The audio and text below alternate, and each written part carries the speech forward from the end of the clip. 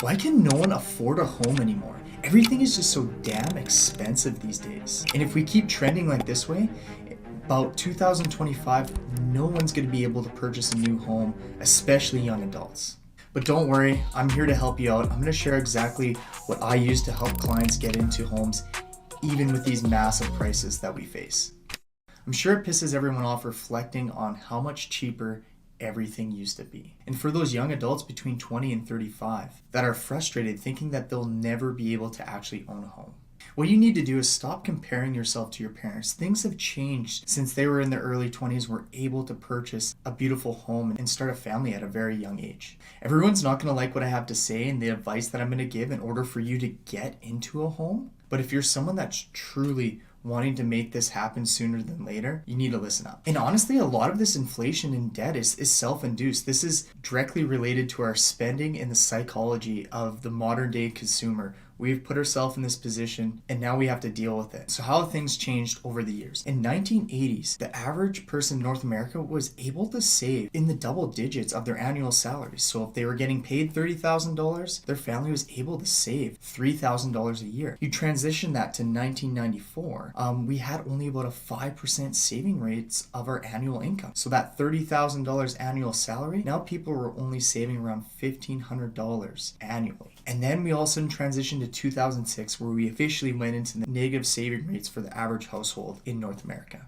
We're all sold the American dream of the land of opportunity, but let's compare this to European countries who are able to save 20% of their annual salary, or in Japan where they're able to save 25%. And then you take that another step further to China, where the average family saves 50% of the income they bring in. No wonder they're driving the world in economics right now and in GDP growth, because they got the most cash on hand. I thought this was super interesting while I was doing my research, that there's a direct comparison to the size of our closets to the amount that a person saves. So today, in the modern day, our closets are massive. Where back in 1980, you maybe just had a small little wardrobe. Maybe you had your one coat, your one pair of pants, and that was all you had. How many households now have their garage is completely full, their storage under their stairs is completely full, they rent a storage locker for all the stuff that they rarely use? I don't know, even myself, when I moved into a condo, I was moving out of a house.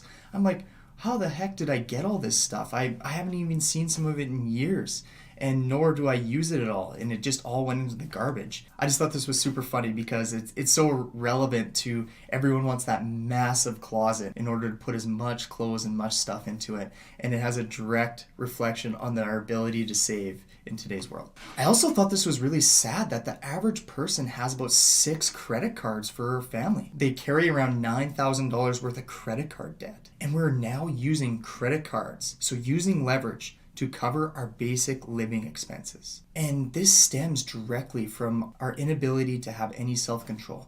We always want the latest and greatest in today's world. Keeping up with the Joneses only got magnified with social media. You have those friends you haven't talked to in 5-10 years, but you see all of a sudden Johnny just got a brand new car, and what do? You go out and buy yourself a car. Family goes on a beautiful vacation. What are you and your partner doing next? You're planning your next trip just to keep up with the Joneses. Don't worry, I'm going to teach you exactly what I did to buy my first home that actually allowed me to save more money than when I was living with my parents. I know that sounds not possible, but I was able to do it. But first, let's go back in time to 25 years ago, 1997, and let's compare exactly what it was like for your parents to you today on what it was like living. And the reason why I want to arm you with these stats is so you're self-aware that you need to change how you're living and how you're spending your money in order to make home ownership a possibility for you in the future. Because if we continue on this race, no one's going to be able to buy a home by 2025. So let's start off with comparing wages. In 1997, the average income was $33,000, with a household bringing in around $45,000. Today in 2022, the average income is $54,000, with a household bringing in $75,000. We do see now in today's world that before there used to be only one partner would usually work, where today almost every spouse is working in that family to bring in some more income. The interesting stat with this is wages have only increased 60%, and your mind's going to be blown when I show show you how crazy expensive everything has gotten. And there's one area that's gone up 6 times its amount since 25 years ago, and it won't be what you think it is, but it's a huge part of our lives and everyone thinks they have to do it. Let's go to living expenses. In 1997, the average single person would spend around $1,400 to live each month, with a family of 4 only spending about $2,900 for everyone in that family. Living expenses in 2022, the average single person spends $3,500 a month to live, with a family of 4 spending $6,900. This is a 2.5 times increase in our living expenses. Now let's go look at debt. In 1997, people did not have any debt on average outside of their mortgage. In 2022, the average person has $21,000 of debt outside of their mortgage. Now, this is the one that blew my mind, and it's something that everyone has preached to go and do, but it's actually seen the biggest increase in expense in the last 25 years. And that is education. So in 1997, for you to go and get a college degree per year would cost you anywhere from $3,000 to $8,000. Now in 2022, in order to get that same degree, you're spending between $20,000 to $30,000 a year. This is a 6.6 times increase in the amount of expense that it costs in order for you to get a degree a year. And the worst part about this is our living expenses have gone up so much that almost every student comes out with student loans that takes them years to pay off. So we already become behind the 8 ball with our spending and our debt because of how expensive school has gone up. I'm not saying this to deter you from education. I think education is the best thing for everyone. You can educate yourself more, but you just need to be aware of how expensive it truly is in order to get that degree now. Now, the biggest kicker and what we're talking about in this video is real estate prices. So in 1997, the average home was around $220,000. In 2022, it is now $637,000. This is a 2.8 times increase in the amount that real estate costs, when our wages have only gone up 60% in the last 25 years. Real estate has now gone up 280%. But it's not all doom and gloom. I'm not sharing this information to get your spirits down. I'm just sharing it so you're aware of what our circumstances are in today's world and how we need to adjust in order so we have financial freedom and we can make home ownership a part of our future. Right now, what I'm going to say is going to piss a lot of people off because it's just common sense, but it's what you actually need to do in order to purchase a home. And the best part is I'm going to share the framework that I tell each of my clients and things that I do with when you're getting a mortgage that's actually going to allow you to save money. Because typically a lot of people, when they purchase a home, they end up being mortgage poor and they don't save any money outside of their equity.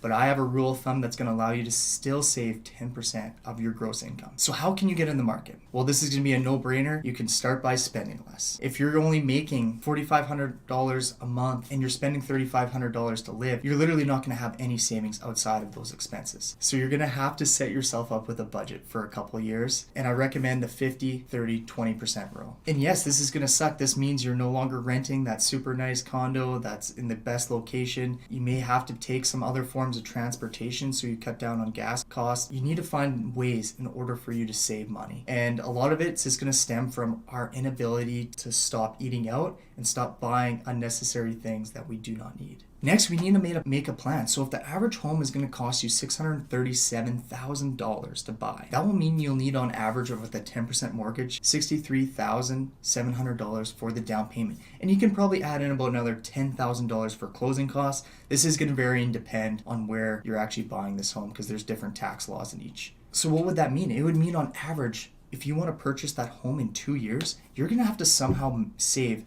$3,000 a month.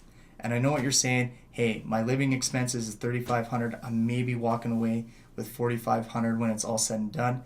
Where the hell am I saving $3,000? But what I'm going to tell you is you're probably going to have to start off with less. I've seen this many times where I help clients who they want that single family home. They envision it. They want it right now.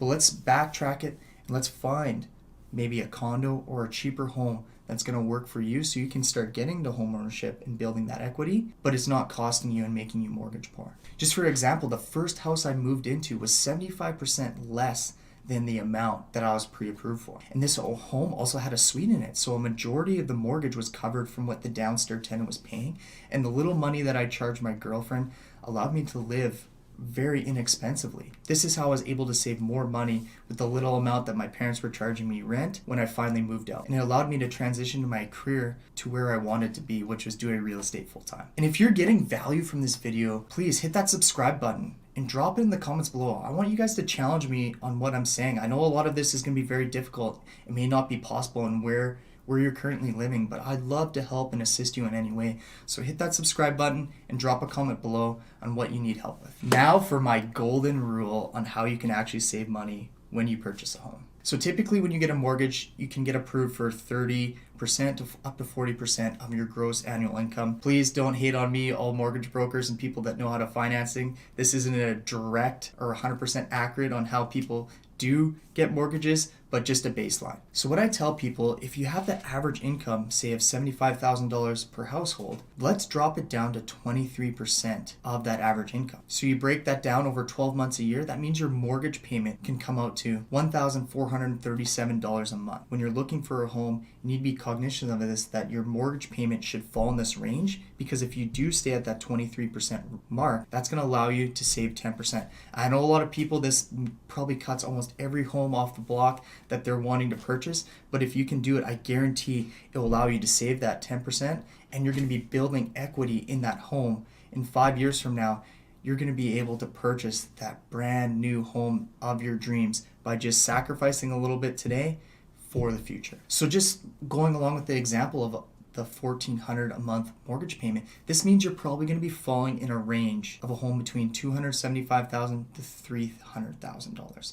Things will differ and vary in terms of property tax and the interest rate you get approved for, but this is the ballpark range that you're going to be in. So what does that mean in order for you to buy a home in this range? You're probably going to have to save anywhere from $30,000 to around $40,000 for down payment and closing costs, depending on how you do your mortgage. And don't get me wrong, I totally understand, like in my market, the average single family home is in the $900,000, where if you were to go more out east, you can buy an acreage with a beautiful cottage home and a few acres of land for under $200,000. So make sure this is specific to where you're living. This example won't apply for everyone, and I totally understand that. But here's a really amazing story of a family that I helped, just going off the example. So they purchased a condo about 4 or 5 years ago, and they're able to build that equity in there, paying down the mortgage and how much it appreciated.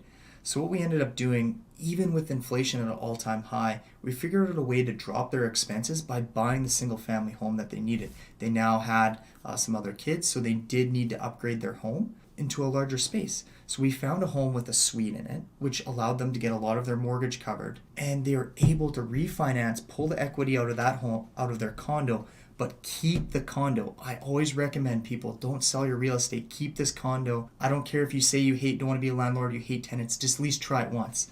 They kept this condo, they refinanced at a rate that was going to still allow it to cash flow. So they're making income on this property now. Use that money to buy the single family home. It didn't come out of their savings. They're still able to keep their investments, and their monthly expenses went down because they had cash flow here. And with the suite and the single family home, it brought down their overall expenses. I know this sounds like a total pipe dream, but I've helped people do this. I did it myself.